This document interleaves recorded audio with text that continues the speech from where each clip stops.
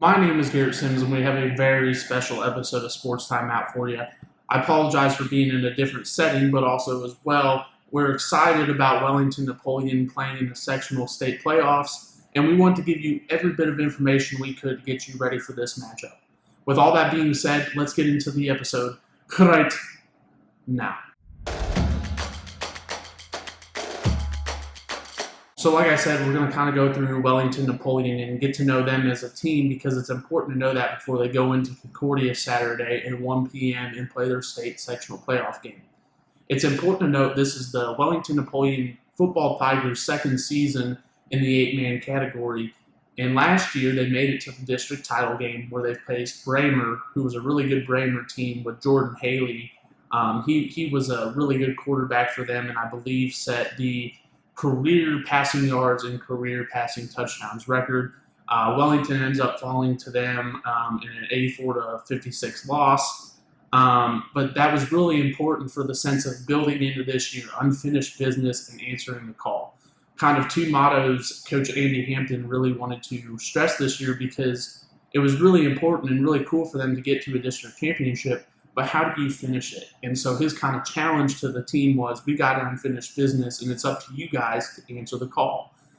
He came on the podcast earlier this year and kind of talked about the motivations behind that in a sense that there's a former Wellington-Napoleon Tiger that works with the Philadelphia Eagles. So the boys were kind of incentivized to not only achieve this for themselves, but to get a phone call from Saquon Barkley. Just a really cool deal. And so speed into this year, 9-2, I think 10-2 so far.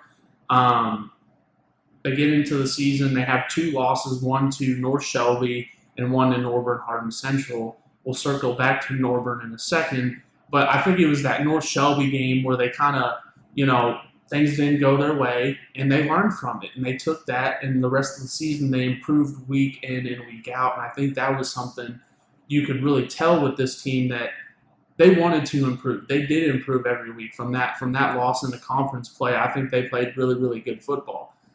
In week 2, they play Norburn Hardin Central, and this is a very pivotal matchup because they're in the same district, and they also play Bramer in that district. But Norburn was incredible all season long. They had an undefeated football season, but they were a really tough opponent for Wellington, and those fans of Wellington that know, that game boiled down to getting down in the hole 28-0. And if Wellington, it came out a little bit faster, maybe scored a little earlier, that's an entirely different ball game because it finished, a 12-point difference, and 12 points in 8-man, is sometimes missed 2-point conversions, missed extra points. It's not necessarily, yes, you're missing 12 points, but it's not necessarily, 2 touchdowns all the time. Okay, so we go through the season, and the important thing to note here is once we get into conference play is they just start dominating. And I think in a lot of senses they played teams every week where there was a different challenge. And Orlick was one that stood out to me because it was the Rumble on the River, and it was a classic rivalry game that I thought Wellington came out and handled business from start to finish, and it really proved what this team could do. And so we're going to kind of jump into Concordia a little bit because they played them week 9 for the conference championship. And I thought my eye test was that Concordia was one of the better teams I had seen in 8-man all year long. Their defense was better than Hardin's in a lot of ways. I thought they were more stout and more physical. That game ended up finishing 28-22. And, obviously such a huge win for Wellington to win, but it was just such a regular football game in the sense that 8-mans are track meets, and this was a traditional football game. Tayton Kolkmeyer had a huge game in this one. He had 3 touchdowns, and he is somebody I look for on Saturday. If Wellington wants to repeat that success, he's going to have a huge game. But so does everybody else in that sense. That relies on Johnny and Desmond to do their things as well. But it was such a good game for Wellington to win conference, and so they end up winning conference, and you go into the playoffs. And so with them, they receive a bye week. In the district they only have 5 teams, so the first 3 teams received a bye. And so Wellington actually sat out that first week of districts. Then the next week they go in and we're playing Bremer. And for them, it was kind of a revenge game. And I think some of the players would agree with that in a sense that you ended our season last year and we're going to end your season this year. And that's exactly what happened. I will give Bremer credit. They played very, very tough in the first half of that game. And I don't think necessarily the score reflects that per se, in a sense that it was a 69-14 final. Bremer really came out early, and I just want to give credit to Jamison Haley, who was their quarterback, and man, did he play all game long. But speak to the end of the game, Wellington completes their mission, and they get revenge on a Bremer team that ended their season the year before. And so in this game, I think it was, how were they going to come off a bye? And I think they played tremendously. And this is the thing about Wellington that you got to kind of understand is they can pass the ball very, very well. They can run the ball very, very well. It's just kind of up to Andy Hampton and the team of what they really, truly want to do. And that's the thing. I really love Desmond Holder. I think this is probably wrong to say, but if there was a professional comparison, it would be Isaiah Pacheco in the sense of he's a fast back that attacks the ground angrily. And so when Dez is going and that offensive line is winning in the trenches, they're a very hard team to stop. Not to mention that you got Johnny Hampton, who's kind of became more of a dual threat quarterback in a sense. He can run the ball, he can pass the ball, and he's got targets to get him to.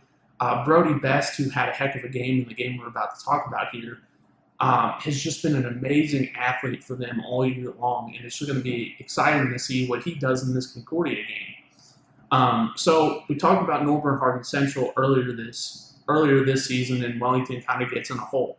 Well, the district championship is at Norburn Hardin Central's place. And so that's a very exciting deal for them and for Wellington because they're back in the district championship. They're right where they want to be. And for me, this entire game came out to, can Wellington make it the game they want to? Because Norburn, as good of a team as they are, they cannot catch up with the fast lightning scoring that Wellington can do. And so what I thought Wellington did very, very well in this game is they came out and grabbed a huge lead. They scored 3 touchdowns before Norburn even scored 1. And that's kind of the hole they put themselves in the first game, and they role reverse it the second one. And so it was such a great game, and to watch it all kind of unfold was amazing. And these kids just came out and they did what they had to do. It was really awesome to watch in a sense that, you know, a lot of people didn't think they could. And they did. They did exactly what they had to do, what I thought they could do, probably what Andy Hampton knew they could do. And so Brody Best ends up making, in my opinion, the game-changing play.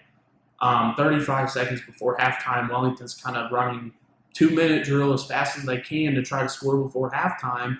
And Brody Best makes an insane play. He runs kind of across the middle of the field on a crosser. And 2 defenders stayed him up at the goal line. And granted, where forward progress stopped, I don't know. Brody still fought and ended up reaching out over the goal line for a touchdown that I think ended up really helping Wellington in the end. They played really, really good defense when they had to. Special teams, I thought, was the best it had looked all season. And they end up pulling out a 44-30 win in Norburn's place. And that's just such a cool thing because they win their first district championship since 2012. And that's a really long time in a sense. But it was cool to go to Norburn's place and do it and to prove that, hey, we don't got to be at home. We can be on the road. You know, not everything has to be in our favor. And so they win the district championship. That gets them a date at Concordia at 1 o'clock on Saturday with the Concordia Orioles. And so I just kind of want to touch on this game a little bit. It's going to be a little different in a sense that you're not playing on Friday. You're playing on Saturday. So how do you keep that routine the same? I'm pretty sure there's been things that, you know, everybody's done to try to keep that routine similar. But if you can't do that per se, you know, it makes going on the road that much tougher. But like I said, I trust in the team itself, you know, to come out excited, and I know Andy does too. And it's just exciting because if Wellington can come out and play their brand of football, I think it's another win in the column. Like I said, it comes down to Concordia's got great athletes. One kid in particular, Nephi Hahn, if I pronounce that correctly, he was awesome to watch in the first game, and he's obviously who the offense runs through for the Orioles. So what can Wellington do to stop him? And I think that's where you got guys like Elijah Owens and Carter Bolton that can really come down on the run a little bit. Boomstick Archer Gann, he had a tremendous game in that last Concordia matchup, and I'm not saying he made a huge difference or anything, but there was just some plays you could tell he really, really helped out the run defense and made some huge plays. Like I said, it all comes down to, games don't get much more exciting than this. So how do you get yourself ready? You obviously got to have a good week of practice. You got to get yourself mentally in that mindset, and then by Saturday at 1 o'clock, it's show up and roll. But I do believe it's been such a fantastic season for Wellington-Napoleon that if they can just do what they've done all season, that their season will continue on. It's just exciting. I'm excited for it. I know Wellington's excited for it. But there's going to be a lot of keys to this game, and it's going to be whose defense stops the other guy's offense. And that's where it really comes down to, because these are two really good offenses, two really good defenses, and I think it's just going to be defense wins championships. Who can stop the other team from implementing the game plan that they want to? But with all that being said, I hope to see all of you guys out at this game because it is really cool. Let's cheer for our Tigers, and let's hope they win. So thank you guys for joining me on this episode, and hopefully I gave you all the information you need leading up to Saturday's game.